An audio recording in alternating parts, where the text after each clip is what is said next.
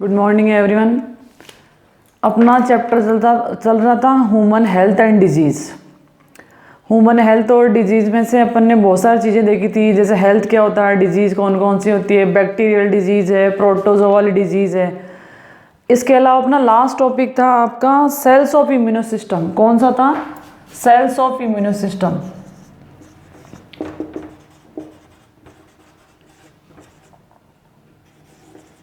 Sales of immuno system ये related था अपना। और इस वाले में अपन ने एक देखा था लिम्फोसाइट्स और दूसरा देखा था अपन ने इसके अंदर antigen presenting sales. Antigen presenting sales, तो इसको अपन डिटेल से देखेंगे आज। इसको शॉर्ट में बोलते हैं एपीसी। एपीसी ये क्या होती है, इससे रिलेटेड क्या क्या एंटीजन वगैरह होते हैं वो देखेंगे। तो अपन ने लिम्फोसाइट्स में देखा था दो टाइप के लिम्फोसाइट्स होते हैं, P lymphocyte and T lymphocyte, जो इम्यूनो सिस्टम से आपके रिलेटेड होते हैं। आज अपन देखेंगे एंटीजन प्रेजेंटिंग। ये थोड़ा सा नया टॉपिक है आप लोगों के लिए, ये बुक में बहुत कम दे रखा, मैं इसको डिटेल से एक्सप्लेन कर देती हूँ। देखो एंटीजन जो प्रेजेंटिंग सेल्स होती है, इसमें किसको इंक्लूड करेंगे अपन? एक तो मैक्रोफेग।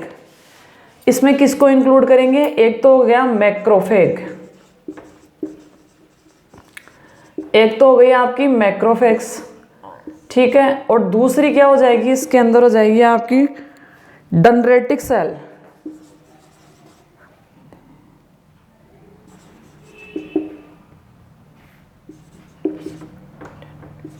ये दो सेल्स हैं, इसमें इंक्लूड होगी। अब देखो आपको पता है मैक्रोफेग क्या करता है, जैसे ही आपकी बॉडी के अंदर कोई फॉरेन पार्टिकल गया है, एंटीजन गया है, तो उसके अकॉर्डिंग आपके उसको डिस्ट्रॉय करने के लिए जो सब्सटेंस इंक्रीज करेगा, सिक्रेट करेगा, वो काम किसका होगा? मैक्रोफेग। फेग का मतलब होता है उसको ईटिंग करना। तो जो आपके एंटीजन प्रेजेंटिंग सेल्स इम्यूनिटी है या इम्यूनो सिस्टम की जो सेल्स हैं, उसमें फर्स्ट है मैक्रोफेग। फेग का मतलब होता है उसको ईटिंग करना। मैक्रोफेग किसका पार्ट है? आपके डब्ल्यूबीसी का पार्ट है। और डब्ल्यूबीसी को अपन क्या बोलते हैं? बॉर्डर लाइन इम्यूनो सिस्टम का, या आपके सोल्जर ऑफ योर बॉडी। तो ये मैक्रोफेग क्या करेंगे, जैसे ही कोई एंटीजन फॉरेन पार्टिकल आपकी बॉडी में गया, उसको ईटिंग का काम करेंगे, ठीक है। इसके अलावा जो आपके डेंड्रिटिक सेल्स है, ये क्या करती है? आपकी मैक्रोफेग की हेल्प करती है। इसके अलावा जो एपीसी है, एंटीजन प्रेजेंटिंग सेल, ये जो लिम्फोसाइट है, उनमें कोऑर्डिनेशन में भी हेल्प करती है। क्या करती है? आपके कोऑर्डिनेशन में भी हेल्प करती है। तो ये था आपका इम्यूनो सिस्टम से रिलेटेड कौन कौन सी सेल्स होगी। इसके अलावा अपन अगला देखेंगे type of acquired immunity. Acquired immunity कौन कौन से टाइप की होती है वो अपन डिटेल से देखेंगे। तो जो एक्वायर्ड इम्यूनिटी है उसमें दो टाइप है, एक तो आपके सेल मेडिकेटेड इम्यूनिटी और दूसरा है आपका एंटीबॉडी मेडिकेटेड इम्यूनिटी। तो अपना अगला टॉपिक है types of acquired immunity.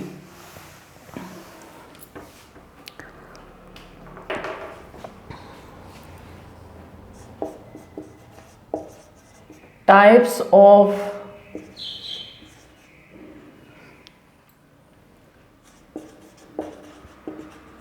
Acquired immunity system.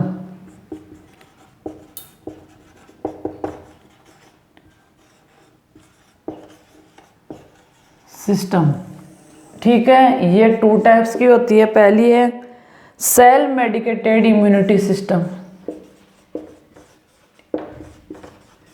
Cell mediated immunity system, इसको शॉर्ट में बोल देंगे CMIS। CMIS शॉर्ट फॉर्म होगी इसकी। दूसरी हो जाएगी आपकी इसमें antibody medicated immunity. Antibody medicated immunity, और इसको बोल देंगे AMI।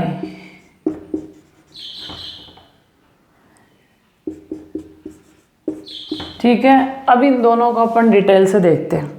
तो पहला देखते हैं cell mediated immunity system, types of acquired immunity system में पहला है CMIS। CMIS में कौन कौन होता है, क्या क्या होते हैं वो देखते हैं अपन। इसके अंदर जो CMIS से रिलेटेड जो इम्यूनिटी है वो डिपेंड होती है, इट डिपेंड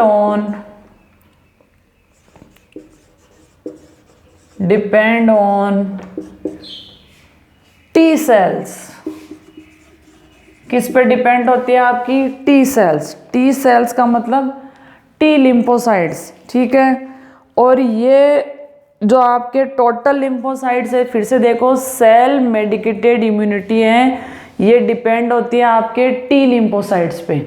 ठीक है, जैसे ही आपकी बॉडी के अंदर कोई भी आपका फॉरेन पार्टिकल जाएगा तो जो टी लिम्फोसाइट एक्टिवेटेड होते हैं, तो वो इम्यूनिटी कौन सी है आपकी? Cell mediated immunity. अब देखो इसमें इंपॉर्टेंट चीज़ें हैं, जो सेल मेडिकेटेड इम्यूनिटी है उसका 70% रोल प्ले कौन करता है? आपका टी लिम्फोसाइट। ठीक है, 70% रोल प्ले करेगा आपका टी लिम्फोसाइट्स। अब टी लिम्फोसाइट की हेल्प कौन करेगा? कौन कौन से ऑर्गन हो गए? थाइमस हो गया आपका, ब्लड हो गया, स्प्लीन हो गया। ठीक है, वो इसकी हेल्प से क्या करेंगे? ये आपके आगे ट्रांसफ़र होगी। और जो टी सेल होती है, जो टी लिम्फोसाइट होते हैं, वो हेल्पर सेल की तरह क्या करते हैं? आपके वर्क करते हैं। किसकी तरह वर्क करते हैं? आपके हेल्पर सेल की तरह वर्क करते हैं। फिर से देखते हैं, जो सेल मेडिकेटेड इम्यूनिटी है वो डिपेंड करती है टी सेल्स पे।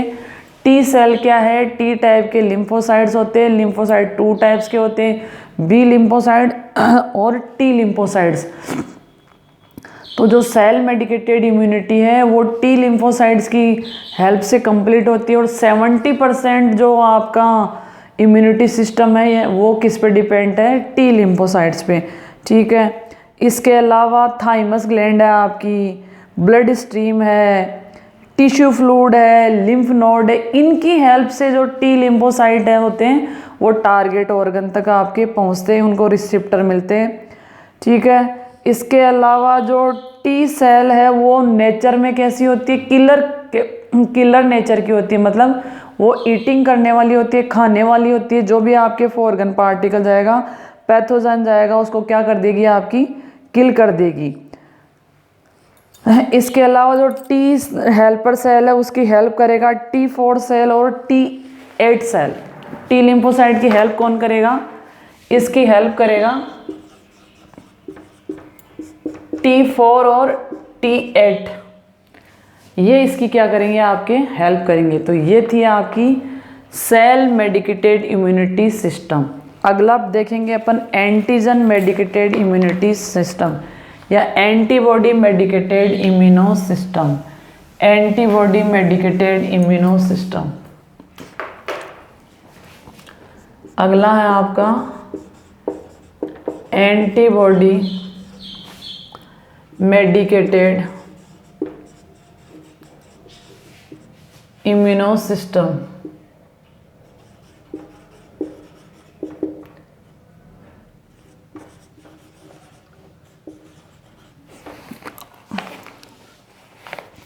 जो एंटीबॉडी मेडिकेटेड इम्यूनो सिस्टम है उसका मतलब ये होता है, ये जो एंटीबॉडी वाली है वो कुछ मंथ तक ही रहेगी आपकी। जैसे ही आपकी बॉडी के अंदर कोई फॉरेन पार्टिकल गया है, जैसे ही आपकी बॉडी में कोई फॉरेन पार्टिकल गया है, जो आपकी एंटीबॉडी है या तो उसके एंटर होते हैं, आपकी एंटीबॉडी का फॉर्मेशन हो गया, या आपने अपनी लाइफ में एक्वायर्ड किया है। तो जो टी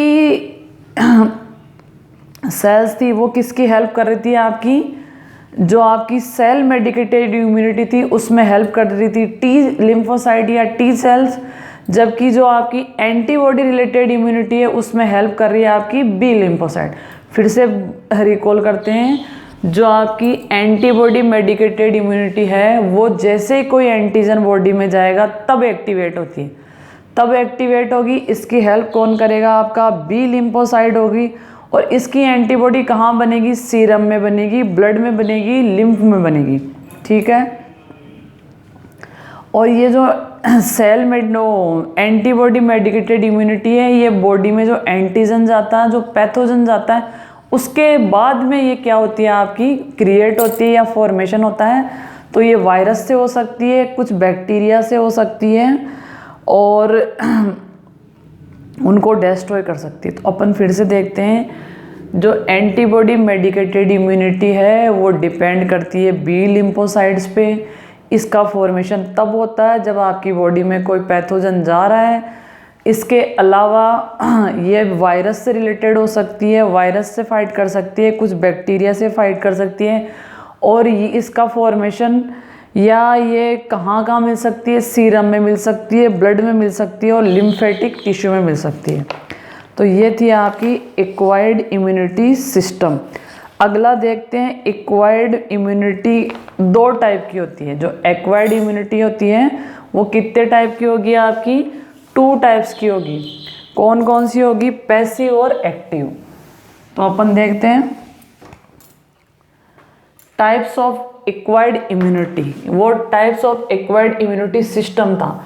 अगला देखेंगे टाइप्स ऑफ एक्वायर्ड इम्यूनिटी। वो सिस्टम थे और ये क्या आपके इम्यूनिटी के टाइप। तो पहला हो गया आपका एक्टिव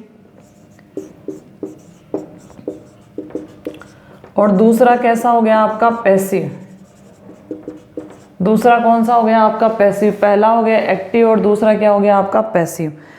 अब जो एक्वायर्ड इम्यूनिटी है उसको अपन नेचुरल भी बोलते हैं, क्योंकि जो एक्वायर्ड इम्यूनिटी है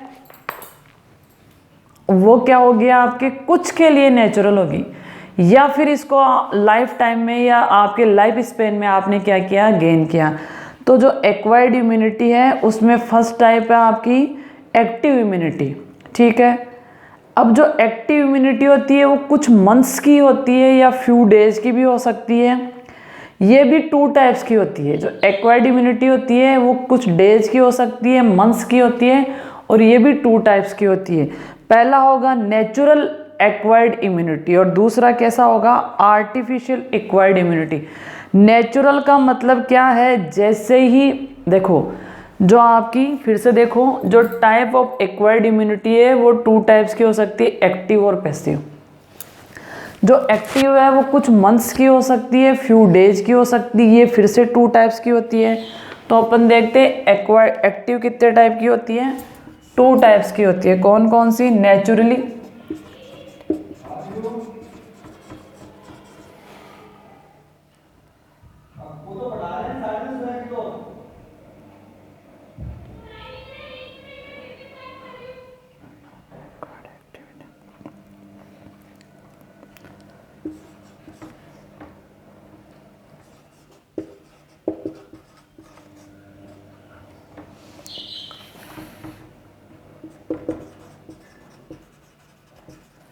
और दूसरी कैसी हो गई? आर्टिफिशियल।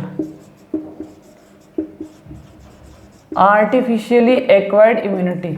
नेचुरल में क्या होगा? जैसे ही एक्टिव में जो नेचुरल टाइप है ये क्या होगा? जैसे ही आपकी बॉडी के अंदर कोई पैथोजन गया है, ठीक है, या आपकी बॉडी किसी पैथोजन से एक्सपोज हुई है, तो क्या बन जाएगी? आपके एंटीबॉडी बन जाएगी, ठीक है। और ये अगेंस्ट बनेगी आपके इन्फेक्शन के। जो एक्वायर्ड है, जो नेचुरली एक्वायर्ड है, वो कब बनेगी? जब आपकी बॉडी के अंदर कोई पैथोजन एंटर करेगा, ठीक है, और किसके बेस पे होगी? ड्यू टू मेमोरी सेल, ठीक है।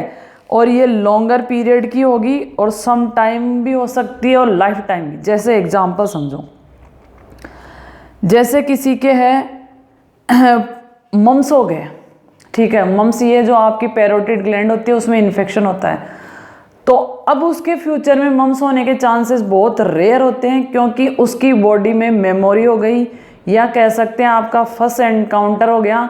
अब जो सेकंड एनकाउंटर होगा तो उसको पता रहेगा कि उसको किस तरह से फाइट करना है, इसलिए उसके मेमोरी रिकॉल है और ये डिपेंड करता है उसी पे। जो नेचुरल एक्वायर्ड इम्यूनिटी है वो डिपेंड करती है आपकी बॉडी से कौन सा पैथोजन आपका एक्सपोज हुआ है उस पर डिपेंड करती है। दूसरा कौन सा है आर्टिफिशियली। आर्टिफिशियली में क्या होगा, जैसे मान लो आपने किसी डिजीज की कोई वैक्सीन ली है तो ये वैक्सीन पे भी डिपेंड करती है। वैक्सीन से आपकी बॉडी के अंदर क्या होगा, आपकी मेमोरी रिकॉल हो जाएगी। वैक्सीन में क्या किया जाता है, जो वीक वायरसेस या वीक जो पैथोजन होते हैं वो बॉडी में एंटर करते हैं। अब अगर उससे ज़्यादा इंटेंसिटी के पैथोजन गए तो आपकी बॉडी क्या कर लेगी, उससे फाइट कर लेगी और आप डिजीज़ क्या हो जाओगे आपके फ्री।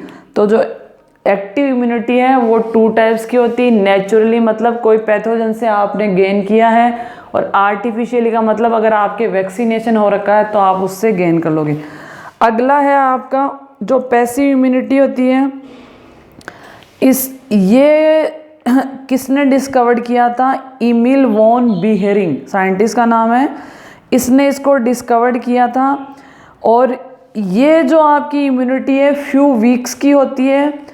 इसके अलावा इसमें भी क्या होता है, जो पैसिव होती है अगर उसमें कोई सिस्टम बॉडी के अंदर कोई सिस्टम गया है तो उस पर डिपेंड करती है। तो ये थी आपकी एक्टिव और पैसिव इम्यूनिटी, पैसिव इम्यूनिटी और एक्टिव इम्यूनिटी। अब अगला टॉपिक देखते हैं अपन, आपका स्ट्रक्चर ऑफ एंटीबॉडी।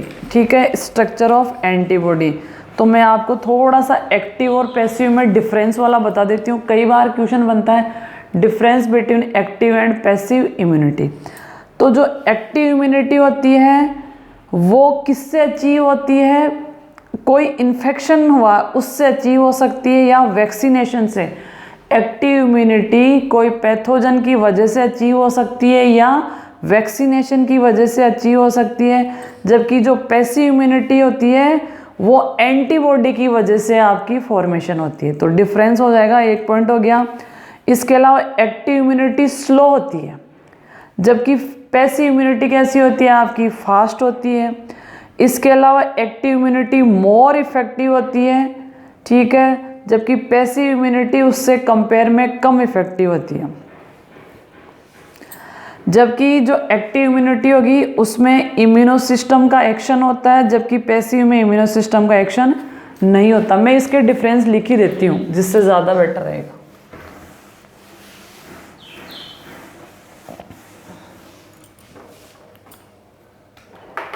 एक तरफ देखो एक्टिव इम्यूनिटी,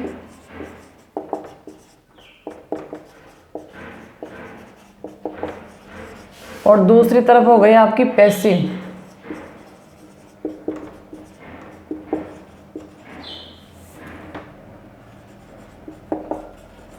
एक तरफ एक्टिव हो गई, एक तरफ पैसिव। अब इसमें देखो, इसमें अचीव्ड बाय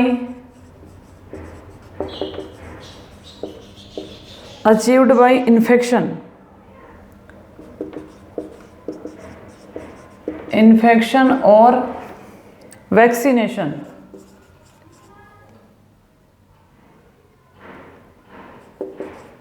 इसको किससे अचीव करेंगे, इन्फेक्शन से और वैक्सीनेशन से।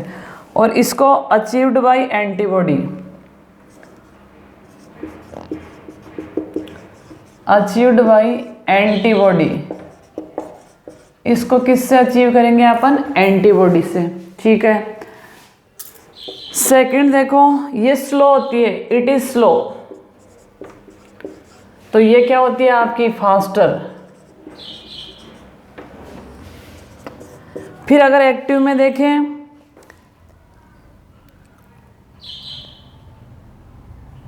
इसमें क्या होगा, मोर इफेक्टिव,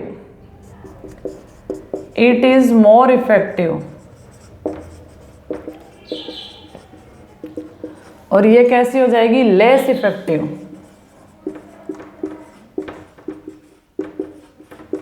ये कैसी हो गई आपकी, लेस इफेक्टिव। अगला देखो, it is harmless, harmless, any side effect, कोई साइड इफेक्ट नहीं है।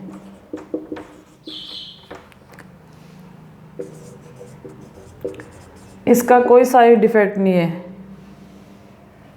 इट मे हैव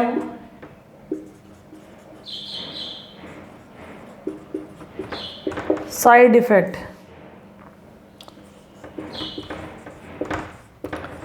तो ये वाला आप डिफरेंस वाला क्वेश्चन कर सकते हो। अगले टॉपिक में अपन देखेंगे स्ट्रक्चर ऑफ एंटीबॉडी, एंटीबॉडी की स्ट्रक्चर कैसी होती है वो अपन अगले टॉपिक में डिस्कस करेंगे। तो इसमें से ये पैसिव और एक्टिव में डिफरेंस वाला क्वेश्चन बनते हैं, और भी छोटे छोटे कई क्वेश्चन बनते हैं, कौन सी फास्टर होती है, कौन सी स्लो होती है। ठीक है, थैंक यू।